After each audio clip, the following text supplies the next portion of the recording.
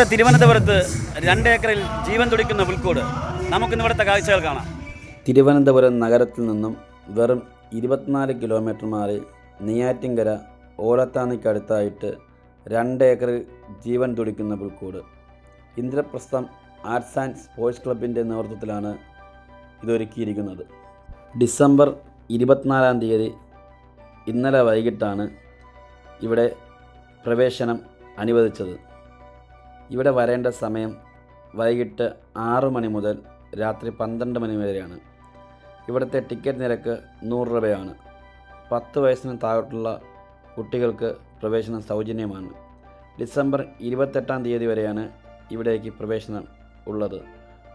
100 രൂപ പ്രവേശന കവാടത്തിൽ നിന്ന് ടിക്കറ്റ് എടുത്ത് നമ്മൾ പോകുന്നത് ആദ്യം പെറ്റ് ഷോ കാണാനാണ്.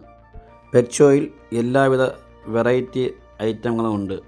അതുപോലെ തന്നെ ഇതിൻ്റെ എല്ലാം അടുത്ത് നിന്ന് ഫോട്ടോ എടുക്കാനും അവസരമൊരുക്കിയിട്ടുണ്ട്. കൂടാതെ കുതിര സവാരിയും ഇവിടെ ഉൾപ്പെടുത്തിയിട്ടുണ്ട്. ഇവിടുത്തെ കാഴ്ചകൾ കണ്ട് നമ്മൾ അടുത്ത് പോകുന്നത് ജീവൻ തുടിക്കുന്ന പുൽക്കൂടിലേക്കാണ്. ഇതിനകത്തേക്ക് ആദ്യം കയറുമ്പോൾ കാണുന്നത് വാട്ടർ ഷോയും അതുപോലെ തന്നെ ആപ്പിൾ മരവുമാണ്.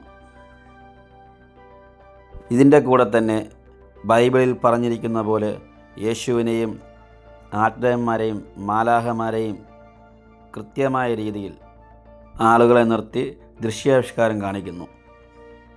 ഇതിൻ്റെ കൂടെ തന്നെ കൃത്രിമമായി നിർമ്മിച്ച ഒരു വാട്ടർ ഷോയും അതുപോലെ തന്നെ ഒരു ഗുഹയും ഇവിടെയുണ്ട്.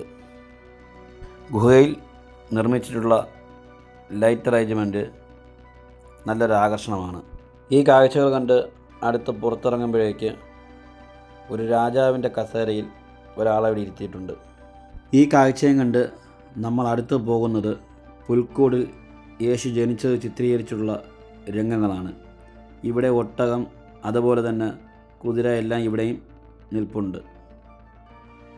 ഇത് കഴിഞ്ഞ് പുറത്തേക്ക് ഇറങ്ങുമ്പോൾ ഒരു ലഘു ഭക്ഷണശാല കാണാം. കഴിഞ്ഞ് അടുത്ത് നമ്മൾ നടന്നു പോകുന്നത് കൃത്രിമമായി നിർമ്മിച്ച ആമസോൺ കാടിലേക്കാണ്. ഏകദേശം 50 സെൻറ്റിനകത്താണ് ഈ ഒരു കൃത്രിമമായ കാട് ഇവിടെ നിർമ്മിച്ചിട്ടുള്ളത്. ഇതിനകത്തുള്ള മ്യൂസിക് സിസ്റ്റം ഉൾപ്പെടെ ഒരു ബോളിവുഡ് സിനിമയുടെ ഒരു ഫീല് നമുക്കിവിടെ കൃത്യമായ രീതിയിൽ കേൾക്കാൻ പറ്റും.